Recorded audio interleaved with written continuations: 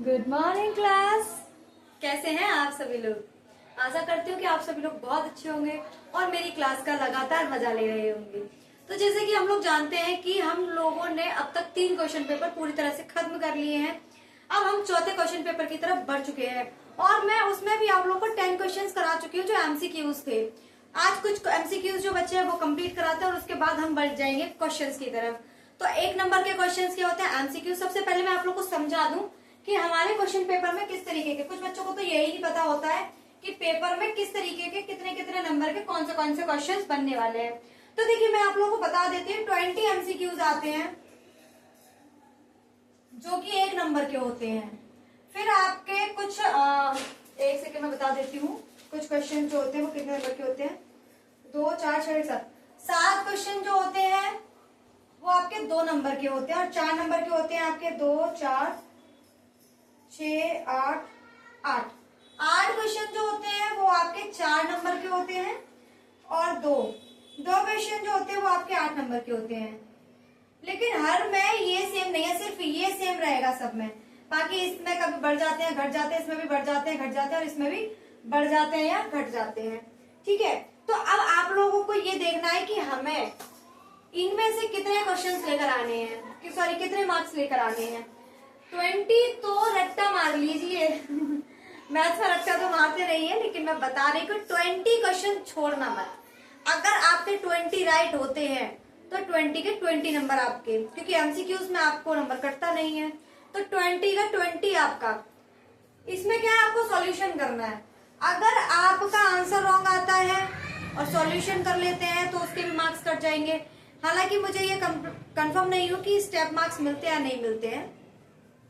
अगर step marks मिलते हैं तो आपको 1-2 नंबर मिल जाएगा, लेकिन ये बहुत अच्छे होते हैं जो 20 नंबर पूरे पूरे लेकर आते हैं।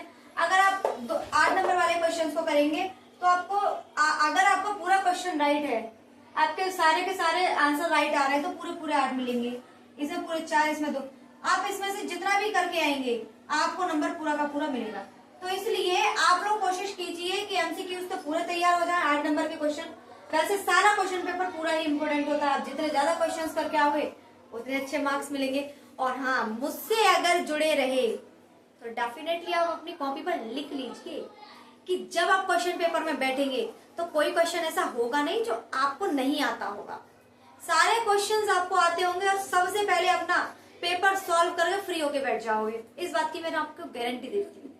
क्वेश्चन पेपर सॉल्व करके बैठ जाओगे और मिस्टेक्स बहुत कम मिलेंगी, क्योंकि आप किसी भी चीज की कंटिन्यूअसली लगातार प्रैक्टिस कर रहे हैं तो वो चीज आ जाएगी। डिजिट चेंज होने से क्वेश्चन का पैटर्न चेंज नहीं होता, फॉर्मूले चेंजेस नहीं होते।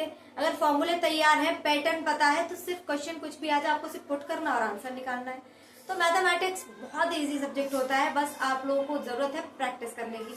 तो मेरे साथ जुड़े रहिए और लगातार प्रैक्टिस करते रहिए और अपनी तैयारी को ज्यादा से ज्यादा मजबूत करिए। तो चलिए स्टार्ट करते हैं आज के नए क्वेश्चंस के साथ सीरीज।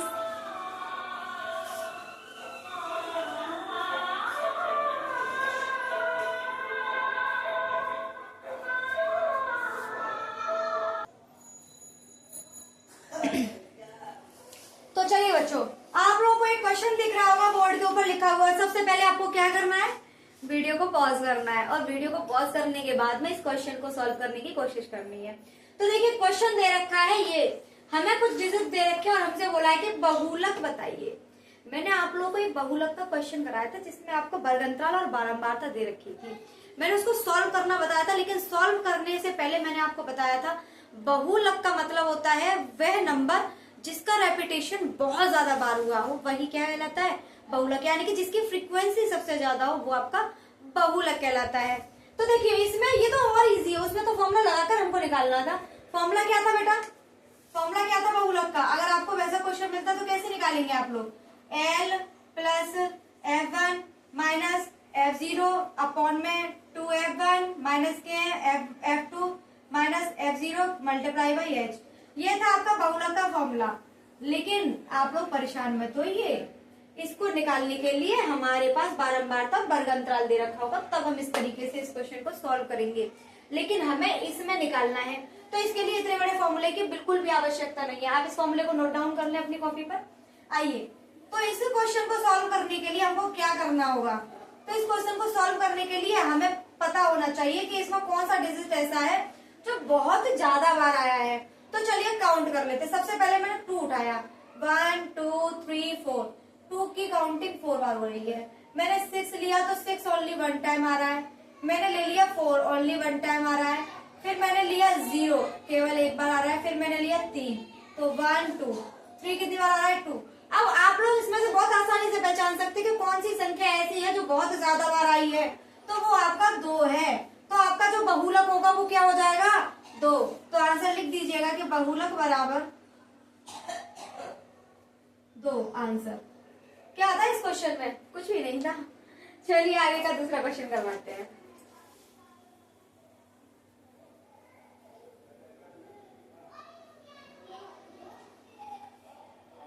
दूसरा क्वेश्चन दे रखा है बच्चों, sin 48 माइनस कॉस 42 का मान है। इसकी वैल्यू पूछ रहा है कि sin 48 माइनस कॉस 42 की वैल्यू क्या होगी। तो आइए मैं आप लोगों को सॉल्व करवाती हूँ। वैसे मैंने इस तरीके के क्वेश्चन आपको सॉल्व करवाए हैं ट्रिग्नोमेट्री के क्वेश्चन, जो आपका क्वेश्चन पेपर 4 था उसमें। तो देखिए इसमें क्या करना है, मैं अगर cos 42 को, देखिए सबसे पहले हम ये देखेंगे क्या एंगल को जोड़ने पर 90 बन रहा है। तो देखिए 48 प्लस 42 आपका 90 बन रहा है, यानी कि अगर 90 बन रहा है तो हम ये हमारे क्या हो जाएंगे, कैंसिल आउट भी हो सकते हैं। तो चलिए कोशिश करते हैं। मैं cos 42 को cos 90 माइनस 48 लिख सकती हूँ। मैंने क्या किया, 42 को 90 माइनस 48 लिख दिया। जैसे कि मैंने लिखा 100 को मैं 99 प्लस 1 लिख सकती हूँ ना मैं। इसी तरह से मैं इसे भी ऐसे भी लिख सकती हूँ। इनको इसमें से घटाएंगे तो निकल के क्या आएगा 42। क्या यहाँ तक आपको बात समझ में आ रही है? मान लीजिए मैंने यहाँ पे लिखा 102, तो मैं इसे 103 माइनस 1 लिख दूं तो क्या ये गलत है? नहीं, बिल्कुल गलत नहीं है। तो मैं इसकी जगह पर 42 की जगह पर मैं इस वैल्यू को पुट करूंगी। तो चलिए मैं क्या करती हूँ, इसी को पुट कर देती हूँ। मैंने पुट किया sin 48 माइनस के cos 90 माइनस के 48। अच्छा बच्चों, जो cos 90 माइनस थीटा होता है, cos 90 माइनस थीटा जो होता है वो बराबर होता है sin थीटा के। किसके? sin थीटा के। और यहाँ पर थीटा की वैल्यू कितनी है 48, तो हम यहाँ क्या लगा देंगे 48। तो लगा दीजिए sin 48 माइनस के, इसकी जगह क्या लिख दूंगी मैं, साइन एंगल क्या है 48। बेटा देखिए एक प्लस का और एक माइनस का कट गया, हमारा क्या आ गया 0। ये होगा हमारा आंसर। आई होप आप लोगों को क्वेश्चन समझ में आ गया होगा। और अगर क्वेश्चन समझ में आ गया है तो लाइक शेयर और सब्सक्राइब जरूर करें और इस क्लास को आगे बढ़ाने की पूरी कोशिश करें। अगर आप जितना मेरा सहयोग करेंगे मैं उतना ही आप लोगों को आगे ले जाती रहूंगी। नई क्लासेस आती रहेंगी, क्वेश्चन पेपर सॉल्व होते रहेंगे और इससे आप लोगों को बहुत हेल्प मिलने वाली है। तो चलिए आज का क्वेश्चन सॉल्व करते हैं।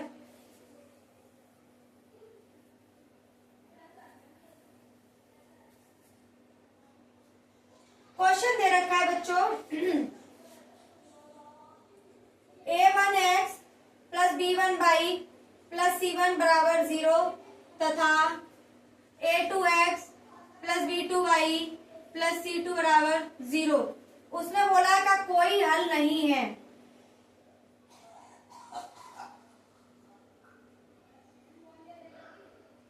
हमें ऑप्शन दे रखे हैं। एक ऑप्शन दे रखा है a1 बट्टे a2 बराबर है b1 बट्टे b2।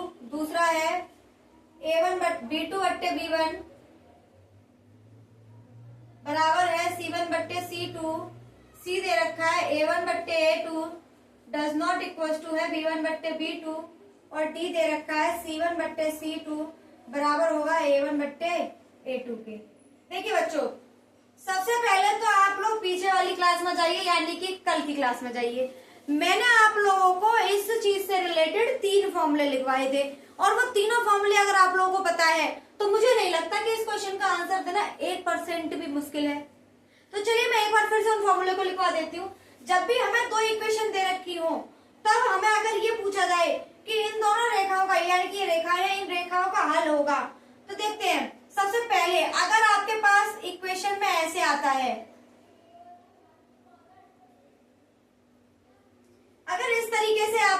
है, यानी कि पहले वालों का जो रेशियो है वो दूसरे वालों के डज नॉट इक्वल टू होगा, बराबर नहीं होगा, तो इसे हम यूनिक सोल्यूशन बोलते हैं। यूनिक यानी कि अद्वितीय, अद्वितीय हल। ठीक है, अगर हमारा यहीं पर आ जाइए a1 बट्टे a2 बराबर b1 बट्टे b2 बराबर c1 बट्टे c2, तो इसका मतलब होता है बेटा मैनी सॉल्यूशन, यानी कि बहुत सारे सॉल्यूशन होंगे, बहुत सारे। ठीक है, और अगर मैं यहाँ पर लिख दूं a1 बट्टे a2 बराबर b1 बट्टे b2 और does not equal to c1 बट्टे c2, तो इसका मतलब होता है नो सॉल्यूशन, कोई हल नहीं है, हल नहीं है। अब आप लोग यहाँ पता करिए कि हमें क्या पता करना है। उसने बोला है कि इन दोनों में से ऐसी रेखा बताइए, यानी कि ऐसा इक्वेशन बताइए जिसका कोई हल ना हो। तो देखिए a1 बट्टे a2 अगर ये इसके डज नॉट इक्वल टू है तो यूनिक सॉल्यूशन होगा, यानी कि जो हमारा ऑप्शन सी है ये तो वैसे ही कट गया। अब आइए ये वाला a1 बट्टे a2 बराबर b1 बट्टे b2 बराबर c1 बट्टे c2, अगर ये इसके बराबर है तो ये मैनिम सॉल्यूशन में आ जाएगा, यानी कि ये भी कैंसिल आउट हो गया। लेकिन अगर आपका ये इसके बराबर है और ये डज नॉट इक्वल टू है तो आपका नो सॉल्यूशन हो जाएगा, यानी कि सिर्फ इसमें ही ऐसा दे रखा है a1 बट्टे a2 बराबर है b1 बट्टे b2 के, तो ये क्या हो जाएगा नो सॉल्यूशन। और बेटा ऐसा तो मैंने कुछ कराया ही नहीं है, तो ये तो हमारा वैसे ही कट गया। तो आपको इस क्वेश्चन का आंसर मेरे ख्याल से तो समझ में आ जाना चाहिए। अगर आपको ये फॉर्मूले पैक कल नहीं लिखे हैं तो प्लीज आज अपनी कॉपी पर नोट डाउन कर लीजिए और इसका आंसर ये होगा, अच्छे से समझ लीजिए। अगर समझ में ना आए तो प्लीज मुझे कमेंट में बताएं, मुझसे पूछें। मेरा टेलीग्राम चैनल है वंदना राजौरिया के नाम से, आप लोग उस पर जाएं और मुझे क्वेश्चन भेज सकते हैं, जब चाहे तब मैं उसका आंसर जल्द से जल्द उसका सॉल्यूशन करके आपको देने की कोशिश करूंगी। तो चलिए आइए अब नेक्स्ट क्वेश्चन करते हैं।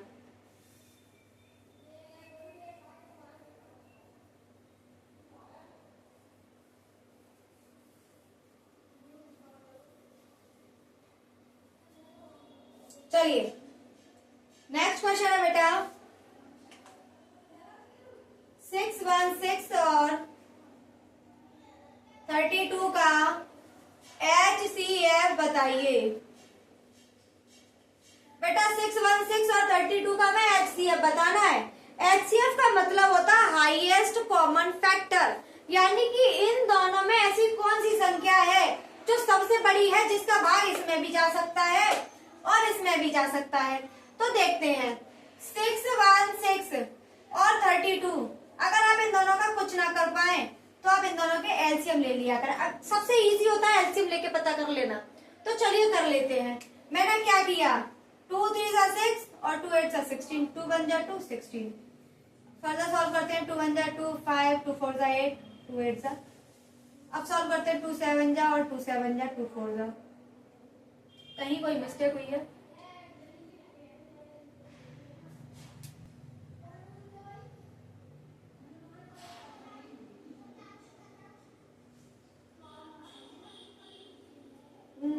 दो कुछ ना कुछ मिस्टेक हो रही है मुझसे, एलसीएम लेने में ही गलती कर दी मुझे।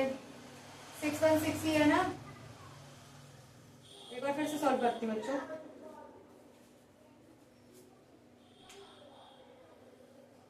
दो 6 0 2 8 16 2 8 16। चलिए आगे सॉल्व करते हैं। 2 1 2 बचा 2 5 10 2 4 8 2 8 16 2 7 14 2 7 14 2 4 8, यानी कि 2 और 1, यानी कि इसका जो एलसीएम होगा बेटा वो कितना होगा 2 मल्टीप्लाई बाई 2 मल्टीप्लाई बाई 2, यानी कि इसका एलसीएम होगा बेटा आपका 8। क्या एलसीएम होगा इसका, सॉरी एचसीएफ क्या होगा बेटा इसका। इससे आगे इसको हम सॉल्व नहीं कर सकते हैं। अगर हम इससे आगे से सॉल्व नहीं कर सकते तो जहां तक हम सॉल्यूशन कर सकते हैं दोनों में ये वैल्यू क्या है कॉमन है, और इसी को यही क्या होगा आपका हाईएस्ट कॉमन फैक्टर 2 मल्टीप्लाई 2, यानी कि 8 जो होगा इसका क्या होगा highest common factor. I hope ये क्वेश्चन आपको समझ में आ गया होगा। चलिए नेक्स्ट क्वेश्चन कराते हैं। क्वेश्चन दे रखा है यदि शांत जल में नाव की चाल, यदि शांत जल में नाव की चाल 8 किलोमीटर प्रति घंटा है तथा धारा की चाल 3 किलोमीटर प्रति घंटा है, तब धारा की दिशा में नाव की चाल है। बच्चों मैंने इससे रिलेटेड क्वेश्चन कल करवाया था एक, शायद आप लोगों को याद होगा, बिल्कुल सेम डिजिट के साथ सेम क्वेश्चन है, सिर्फ उसमें क्या पूछा है कि धारा के विपरीत बताना था, और इसमें बोल रहा है धारा के साथ। मैं आप लोगों को धारा से रिलेटेड और नाव से रिलेटेड क्वेश्चन करा चुकी हूँ। मान लो ये नदी बह रही है और यहाँ पर एक क्या चल रही है बेटा, नाव चल रही है, ठीक है, कुछ ऐसी होती है नाव। यहाँ आप बैठे हुए हैं इस तरीके से और क्या चला रहे हैं, चप्पू चला रहे हैं। ये आप ही है, गौर से देखिए ना, आप ही की शक्ल है, बिल्कुल ऐसे ही दिखते हैं आप। आपने इसको चलाना स्टार्ट करा, अब देखिए जैसे आप धारा के साथ चलेंगे तो धारा की स्पीड भी होगी और आपकी स्पीड भी होगी, आप दोनों सेम स्पीड के साथ, यानी कि धारा की स्पीड कुछ ना कुछ रही होगी और आपकी भी स्पीड रही होगी, तो धारा के साथ आप जब जाएंगे तो तेज जाएंगे। कैसे जाएंगे, तेज। और आप धारा के विपरीत दिशा में आ रहे हैं तो आपको पानी काट के आगे बढ़ना पड़ेगा, यानी कि आपको प्रेशर ज्यादा लगाना पड़ेगा, तो आपकी स्पीड भी स्लो हो जाएगी और धारा को तो आप ऐसे ही घटा देंगे अपनी स्पीड में से, क्योंकि धारा के आप विपरीत जा रहे हैं, ना कि धारा के साथ जा रहे हैं। तो देखिए मैं लिखवा देती हूँ कि जब धारा के हम साथ जाते हैं तो धारा के साथ चाल, तो धारा के साथ जब चलते हैं तो चाल, नाव की चाल प्लस धारा की चाल, तो नाव की चाल में क्या होगी, धारा की चाल जुड़ जाएगी, यानी कि धारा के साथ जब नाव चलेगी तो नाव की चाल में धारा की चाल जुड़ जाएगी, और जब धारा के विपरीत तो हम क्या करेंगे बेटा, नाव की चाल में से धारा की चाल को घटा देंगे। जब भी हम नाव की चाल में से धारा की चाल घटाएंगे तो हमारे पास धारा के विपरीत दिशा में नाव की चाल निकल के आ जाएगी। अब देखिए क्वेश्चन में क्या पूछा है, धारा की दिशा में नाव की चाल है, तो आपकी जो नाव है वो 8 किलोमीटर प्रति घंटे की स्पीड से चल रही है, और जो ये आपकी जो धारा है उसकी स्पीड आपको 3 किलोमीटर प्रति घंटे की स्पीड दे रखी है। तो उसने बोला है कि धारा की दिशा में नाव की चाल ज्ञात कीजिए, तो धारा के साथ नाव की चाल क्या होती है बेटा, नाव की चाल प्लस धारा की चाल। तो हम क्या करेंगे, इन दोनों चालों को जोड़ देंगे, तो टोटल चाल हमारी 8 + 3 बराबर 11 किलोमीटर प्रति घंटा। यही आपका आंसर होगा। आई होप आप लोगों को समझ में आ रहा होगा। कोई बहुत ज्यादा बड़ा क्वेश्चन नहीं है, कोई टफ नहीं है, बहुत इजी सा क्वेश्चन था। अगर आपको कॉन्सेप्ट समझ में आता है तो बहुत आसानी से इस क्वेश्चन, ये सारे क्वेश्चन बन जाते हैं। तो चलिए अब हम इसके बाद में दूसरा क्वेश्चन उठाते हैं, क्या होता है। बच्चों अगर आप लोगों को क्वेश्चन समझ में आते हैं, सेशन समझ में आता है, क्लास अच्छी लगती है तो प्लीज लाइक कीजिए ज्यादा से ज्यादा, और क्लास को फैला दीजिए चारों तरफ, लोगों के साथ शेयर कीजिए, ताकि वो लोग भी इसका फायदा उठा पाए जिनके पास नहीं पहुंच रहा है। तो चलिए क्वेश्चन दे रखा है एक, बिंदु ए के निर्देशांक ज्ञात कीजिए।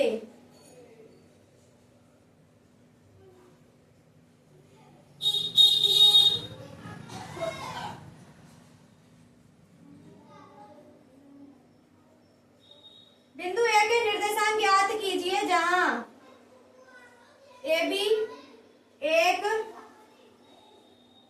वृत्त का व्यास है, जिसका जो केंद्र है वो गिवन है हमें 2, -3 तथा बी के निर्देशांक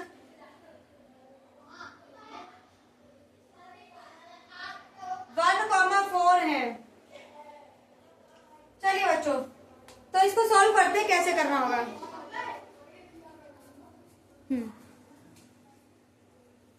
मैं एक घूंट पानी पी लूं।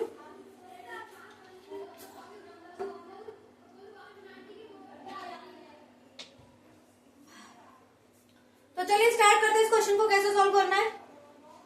क्वेश्चन दे रखा है बिंदु ए के निर्देशांक ज्ञात कीजिए जहां ए बी एक वृत्त का व्यास है जिसका केंद्र दे रखा है तथा बी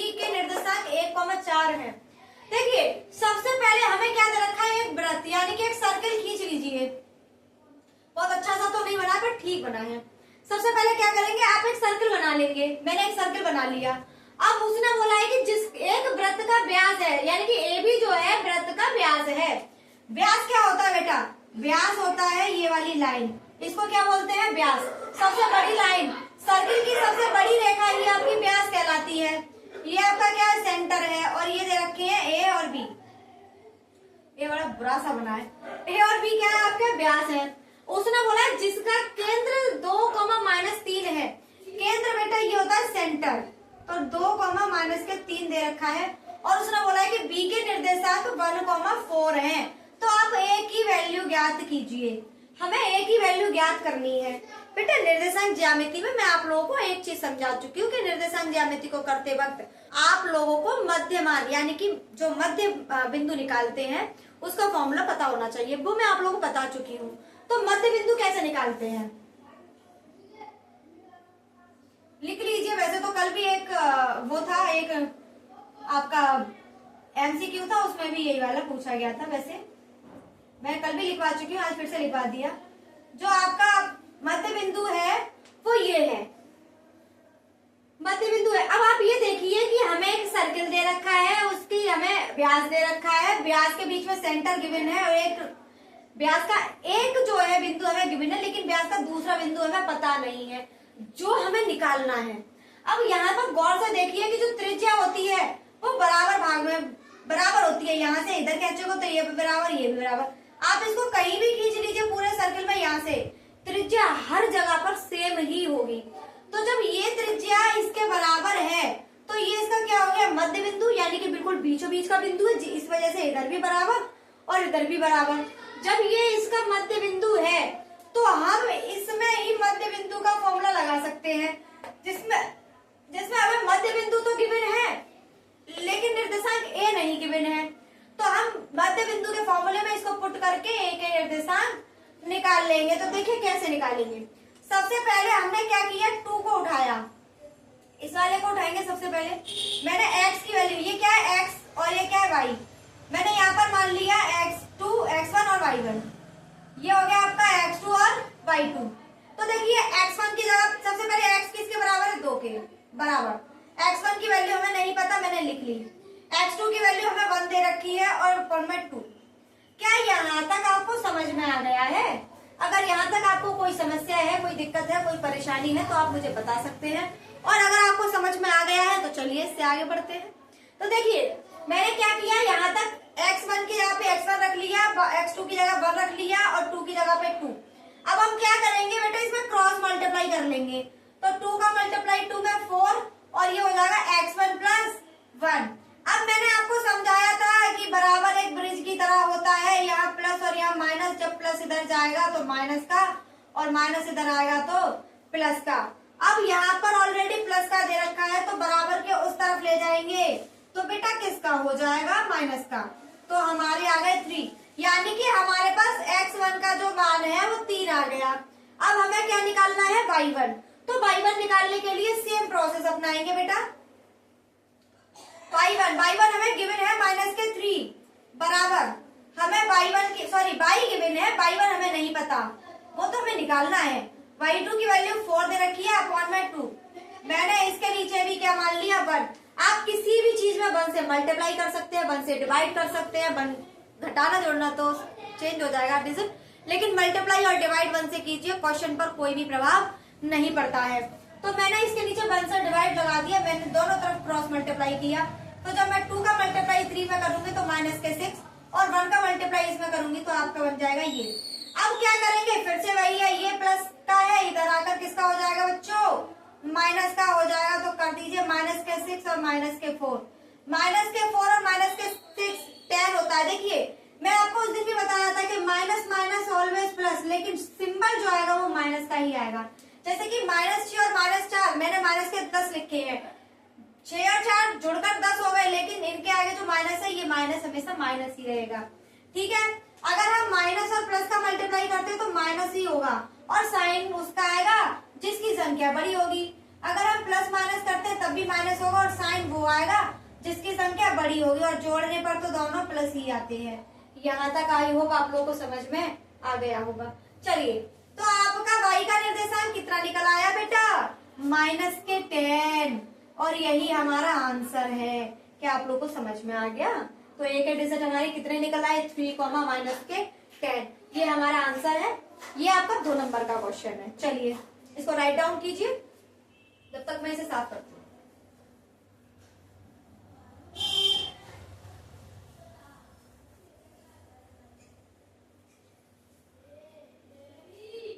चलिए नेक्स्ट क्वेश्चन देखते हैं।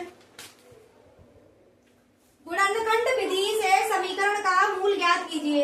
चलिए बच्चों, हमें एक इक्वेशन गिवन है। इक्वेशन क्या दे रखी है? 3x² माइनस के है 2 अंडर रूट में 6x प्लस के है 2 बराबर 0। उसने बोला है इसके मूल ज्ञात कीजिए। आपको मूल ज्ञात करने हैं। तो बच्चों मैं आपको बता चुकी हूँ कि मूल कैसे ज्ञात करने होते हैं। हमें इसमें गुणनखंड विधि से निकालने के लिए कहा है, यानी कि हमसे निकलवाया फैक्टर। इसके हमें फैक्टर करने हैं। तो देखिए बेटा, मैंने आपको बताया था कि x² प्लस bx प्लस के c बराबर 0। इसमें से हम सबसे पहले तुलना कर लेंगे। तो तुलना कर लीजिए। a की वैल्यू 3 है, b की वैल्यू -2 अंडर रूट 6 है और c की वैल्यू 2 है।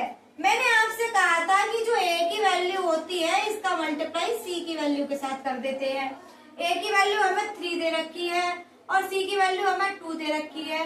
हमारे पास आ गया 6। अब हमसे कहा गया है कि ऐसी दो संख्या का मल्टीप्लाई कीजिए जिनका मल्टीप्लाई तो 6 हो और जिनको जोड़ने या घटाने पर कितना आ जाए? -2 अंडर रूट में 6 आ जाए। ये है हमारा क्वेश्चन।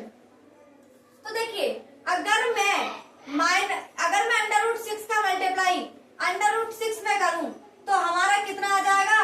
6, क्योंकि रूट के अंदर 2 डिजिट होते हैं, वो बाहर निकल के 1 हो जाता है। और आप चाहे 2 बार रूट रख लीजिए, इसका मतलब यही होगा और इसका मतलब भी यही होगा।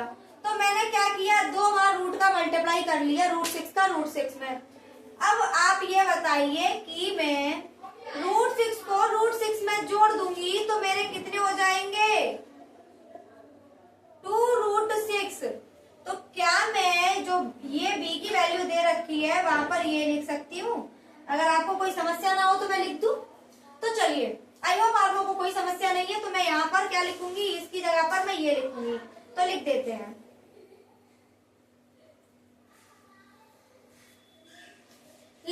बच्चों। आइए, तो मैंने क्या किया? 3x² माइनस के है अंडर रूट में 6 प्लस के अंडर रूट में 6, बाहर आ गया x प्लस के है 2 बराबर 0। आपको याद रखिए कि क्वेश्चन बिल्कुल ऐसे ही सॉल्व करना है क्वेश्चन पेपर में। ठीक है, चलिए 3x² अपनी जगह पर रखेंगे और x का मल्टीप्लाई हम इसके साथ करेंगे, फिर इसका मल्टीप्लाई इसके साथ करेंगे। लेकिन याद रखिएगा कि बाहर माइनस लगा हुआ है। अगर यहाँ प्लस होता तो क्वेश्चन पर कोई भी असर नहीं पड़ता, लेकिन यहाँ पर है माइनस। और माइनस जब ब्रैकेट के अंदर मल्टीप्लाई करता है तो आगे जो भी सिंबल होता है ब्रैकेट के अंदर वो अपना बदल जाता है, यानी कि अपना ऑपोजिट हो जाता है। अगर वो प्लस है तो वो माइनस हो जाएगा, अगर वो माइनस है तो वो प्लस हो जाएगा। तो अब देखिए, किसी के आगे अगर कोई सिंबल हमें गिवन नहीं है तो हम हमेशा प्लस लेकर चलते हैं। तो इसके आगे मैंने मान लिया प्लस है, तो माइनस जब प्लस से मल्टीप्लाई करेगा तो वो किसका हो जाएगा? माइनस का। और जब ये वाला माइनस इसके साथ मल्टीप्लाई करा तो ये भी माइनस का। प्लस के 2 बराबर 0। अब बेटा हमें देखना ही है कि इन दोनों में कॉमन क्या है। हमें क्या देखना है? इन दोनों में कॉमन क्या है। बेटा क्या मैं अंडर रूट 6 को मैं रूट में 3 मल्टीप्लाई बाई 2 लिख सकती हूँ? अगर आपको कोई समस्या ना हो तो आप मुझे बताएं, क्या मैं इसको ऐसे लिख सकती हूँ? तो हाँ, मैं इसको बिल्कुल ऐसे लिख सकती हूँ। मैंने क्या किया? √3 मल्टीप्लाई बाई √2 कर लिया। इसका मतलब भी यही होता है। अब देखिए, इसमें √3 मल्टीप्लाई √2 और जो 3 होता है उसको हम √3 मल्टीप्लाई √3 लिख सकते हैं। तो इसके पास भी √3 कॉमन आ गया और इसके पास भी। तो दोनों में से क्या कॉमन निकल गया बेटा? √3x कॉमन आ गया। जब √3 निकल चुका है तो कितना बचा? 1√3। यहाँ से x multiply by x 2x थे, 1x मैंने कॉमन ले लिया तो कितना बचा? 1x बचा। अब यहाँ से √3 बाहर चला गया तो क्या बचा? √2। x तो ऑलरेडी बाहर जा चुका है। अब आते हैं हम यहाँ पर। हम यहाँ पर कॉमन कैसे लेंगे देखिए,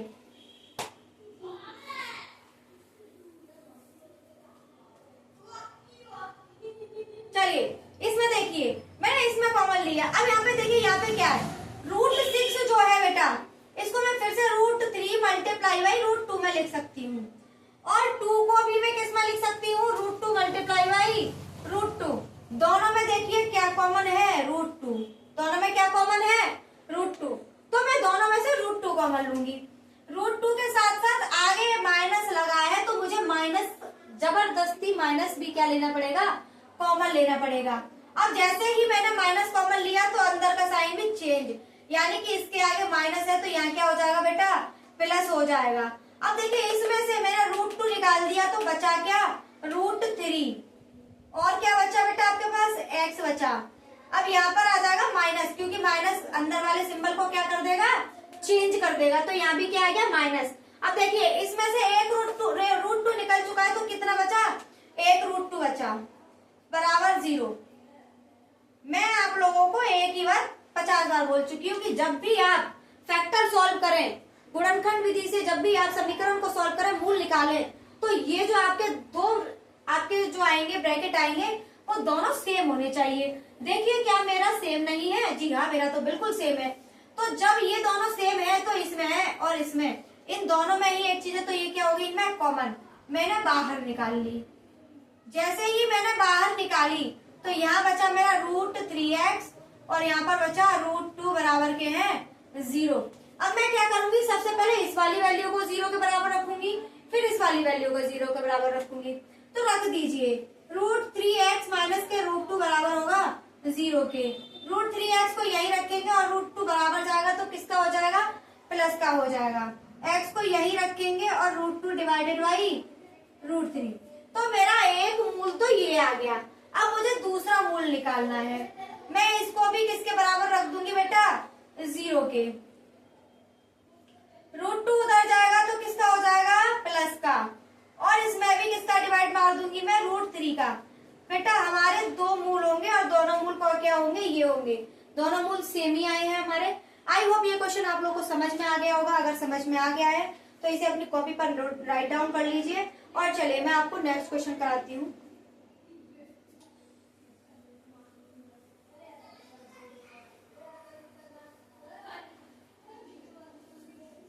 चलिए बच्चों नेक्स्ट क्वेश्चन क्या है, नेक्स्ट क्वेश्चन है, हमें एक ट्राइंगल दे रखा है एबीसी। ट्राइंगल एबीसी में AB बराबर 6√3 है और उसने बोला है AC बराबर 12 सेंटीमीटर है और BC बराबर 6 सेंटीमीटर है। कोण B का मान ज्ञात कीजिए।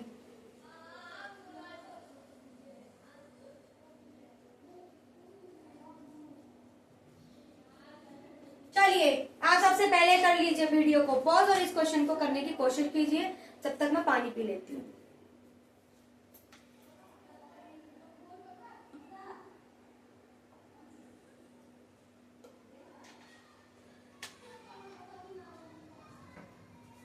तो आई होप आप लोगों ने क्वेश्चन करने की कोशिश की होगी।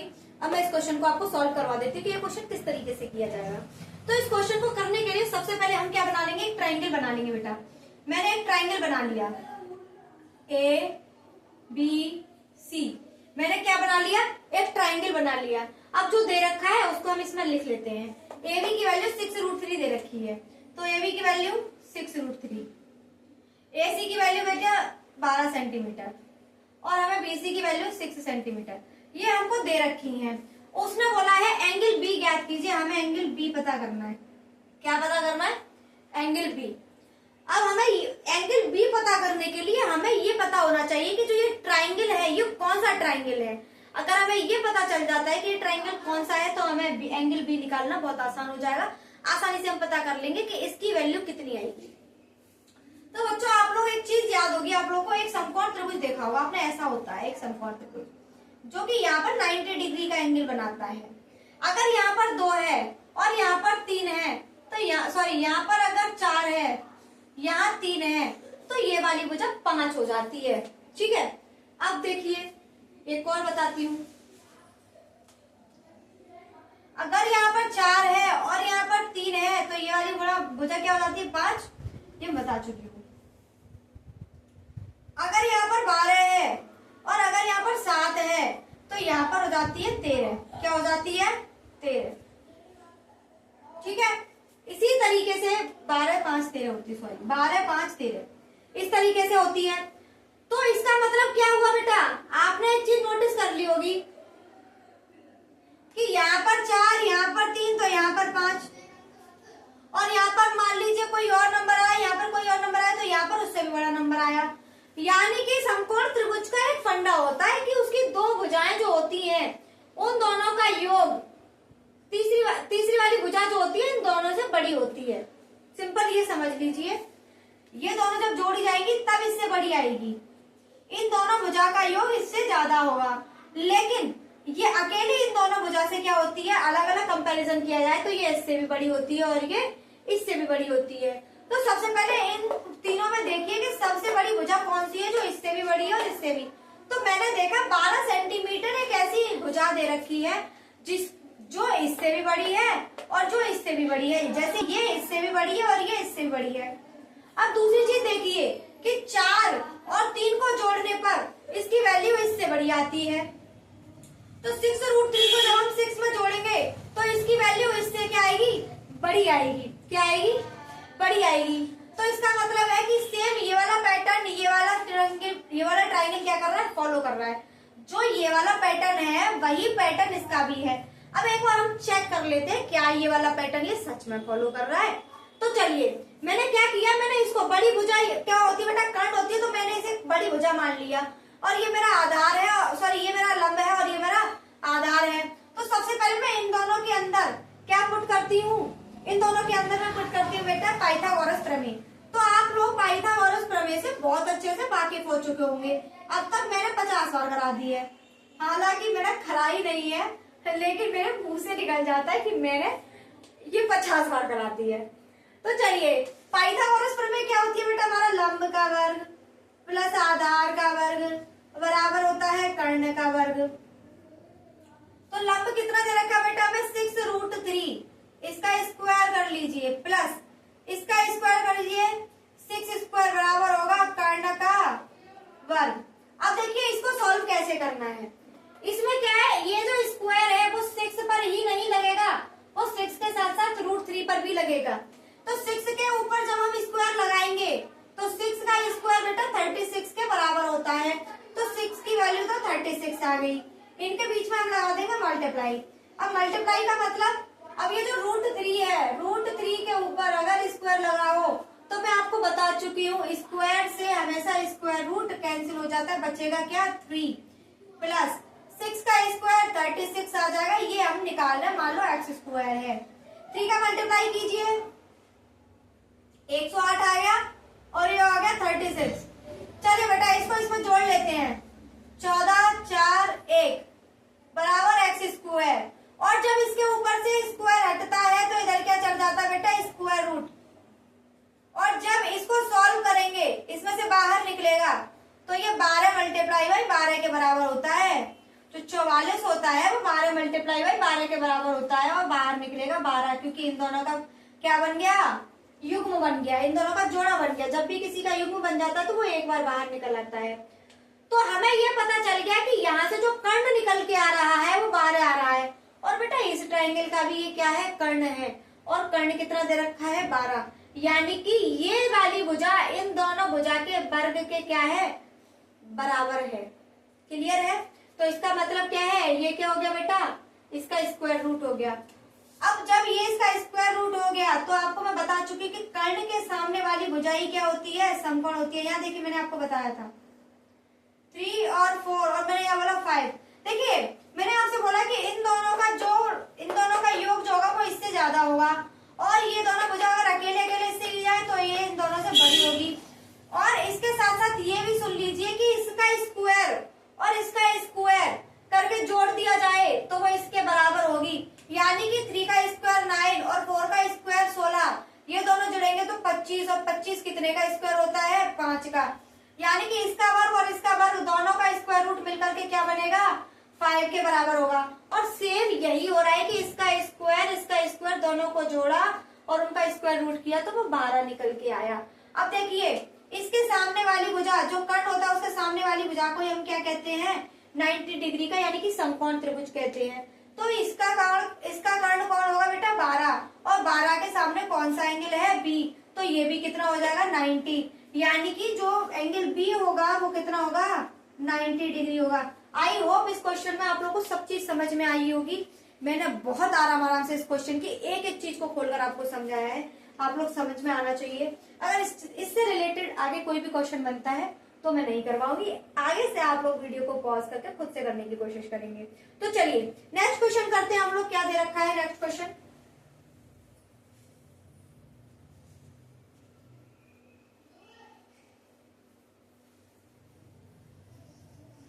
चलिए नेक्स्ट क्वेश्चन क्या दे रखा है बेटा, नेक्स्ट क्वेश्चन हम लोग को दे रखा है बिंदु दे रखे हैं a,3b तथा माइनस के a, माइनस के 3b के बीच की दूरी ज्ञात कीजिए।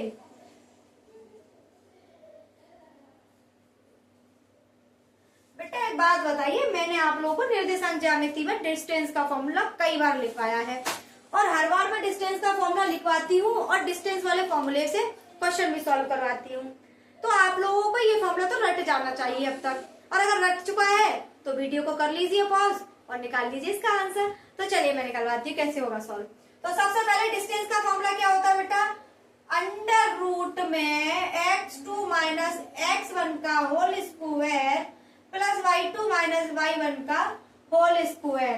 अब देखिए यहाँ पर x1, x2, y1, y2 हमें गिवन है, इसे हम क्या मानेंगे x1, इसे क्या मानेंगे x2, सॉरी y1, इसे क्या मानेंगे x2 और इसे y2। तो सॉल्व कर लीजिए बेटा, x2 की वैल्यू माइनस के a1, x1 की वैल्यू a माइनस a का होल स्क्वायर प्लस y2 की वैल्यू माइनस के 3b प्लस y1 की वैल्यू 3b, तो यहाँ पर आ जाएगा माइनस के 3b का होल स्क्वायर। चलिए बच्चों सॉल्व कर लेते हैं, माइनस का a कितना हो गया 2a का होल स्क्वायर प्लस माइनस का 3b माइनस के 6b का होल स्क्वायर। बेटा जरा स्क्वायर खोलिए, इसके ऊपर भी लगेगा इसके ऊपर भी लगेगा, और माइनस से बेटा स्क्वायर से माइनस कैंसिल आउट हो जाता है, तो हमारा 4a स्क्वायर आ गया और 6 का स्क्वायर 36b स्क्वायर। बेटा ये हमारा क्या हो जाएगा आंसर। जरा इसमें से देख लेते हैं, 4 कॉमन ले लेते हैं, इसमें से टोटल में से 4 कॉमन ले लिया, यहाँ बचा a स्क्वायर 9b स्क्वायर। बेटा 4 जो होता है और 2 मल्टीप्लाई बाई 2 लिखा जा सकता है, और जब भी किसी भी चीज के पेयर बन जाते हैं तो हम उस संख्या को बाहर निकाल लेते हैं। तो 4 का क्या बाहर निकल आएगा 2a स्क्वायर प्लस के है 9b स्क्वायर। आई होप इस क्वेश्चन में कोई भी किसी भी तरीके की समस्या नहीं आनी चाहिए, बहुत आसानी से इस क्वेश्चन को आपको सॉल्व कर लेना चाहिए। चलिए उतार लीजिए इस क्वेश्चन को, डिस्टेंस आपका क्या निकल आया 2 अंडर रूट में है a स्क्वायर प्लस के है b स्क्वायर। चलिए तो जो बच्चे उतारना चाहते हैं वो उतार लिया करें, वरना स्क्रीनशॉट लेना चाहते हैं तो स्क्रीनशॉट ले लिया करें। अब मैं आप लोगों को आज का लास्ट क्वेश्चन करा रही हूँ। तो लास्ट क्वेश्चन क्या दे रखा है, लास्ट क्वेश्चन देखें आप लोग, एक सेकंड।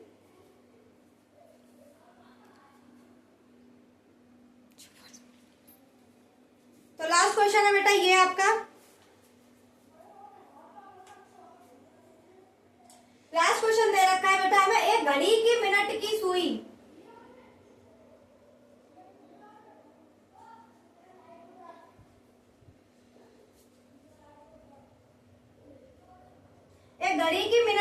जिसकी लंबाई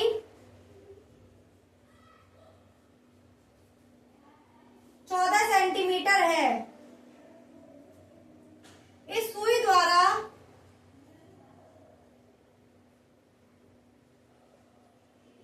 5 मिनट में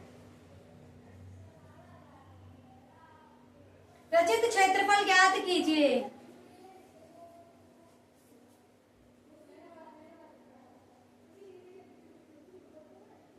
चलिए क्वेश्चन सॉल्व करते हैं क्या है। बच्चों दे रखा है घड़ी में मिनट की सुई। सबसे पहले मैं एक घड़ी बना लेते हैं। तो घड़ी क्या होती है बेटा, एक सर्किल ही तो होती है, एक गोला ही तो होती है। तो घड़ी में मिनट की सुई, यानी कि ये वाली जो आपकी सुई है मिनट की सुई, जिसकी लंबाई 14 सेंटीमीटर दे रखी है, ठीक है। इस सुई द्वारा 5 मिनट में रचित क्षेत्रफल ज्ञात कीजिए। कल मैंने आपको सुई की 1 मिनट के बारे में बताया था।